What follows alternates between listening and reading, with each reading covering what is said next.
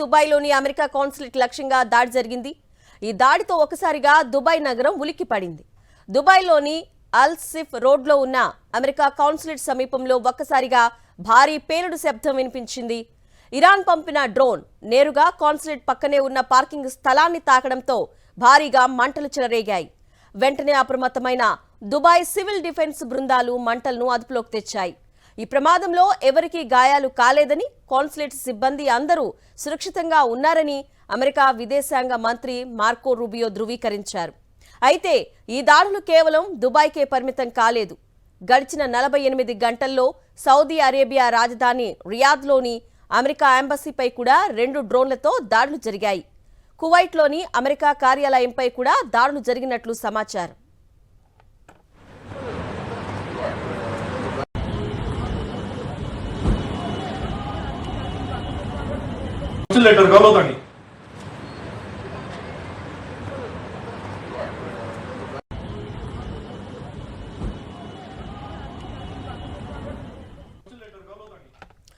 దుబాయ్లోని America consulate లక్ష్యంగా దాడి జరిగింది. ఈ దాడితో ఒక్కసారిగా దుబాయ్ నగరం ఉలిక్కిపడింది. దుబాయ్లోని ఆల్సిఫ్ రోడ్లో ఉన్న అమెరికా కాన్సులేట్ సమీపంలో ఒకసారిగా భారీ పేలుడు శబ్దం వినిపించింది. ఇరాన్ పంపిన డ్రోన్ నేరుగా కాన్సులేట్ పక్కనే ఉన్న పార్కింగ్ స్థలాన్ని తాకడంతో భారీగా మంటలు చెలరేగాయి. వెంటనే అప్రమత్తమైన దుబాయ్ సివిల్ డిఫెన్స్ బృందాలు మంటలను అదుపులోకి తెచ్చాయి. ఈ ప్రమాదంలో ఎవరికీ గాయాలు కాలేదని, కాన్సులేట్ సిబ్బంది అందరూ సురక్షితంగా ఉన్నారని అమెరికా విదేశాంగ మంత్రి మార్కో రూబియో ధృవీకరించారు.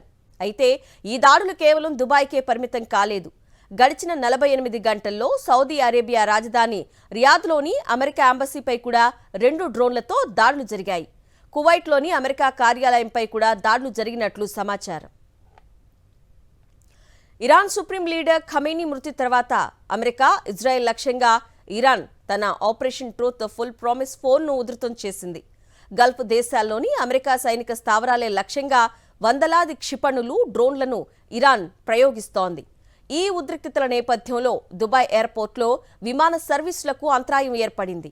యుఏఈ ఎయిర్ డిఫెన్స్ సిస్టమ్స్ ఇప్పటికే వందలాది డ్రోన్లను కూల్చేసినట్లు ప్రకటించాయి.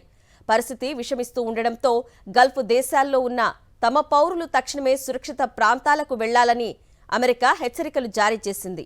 అటు ఇరాన్ చర్యలను అమెరికా అధ్యక్షుడు డొనాల్డ్ ట్రంప్ తీవ్రంగా ఖండించారు. తగిన బుద్ధి చెప్తామని హెచ్చరించారు. దీంతో అటు ఇరాన్, ఇటు అమెరికా బలగాల మోహరింపుతో పశ్చిమ ఆసియాలో యుద్ధ జ్వాలలు ఎగిసిపడుతున్నాయి.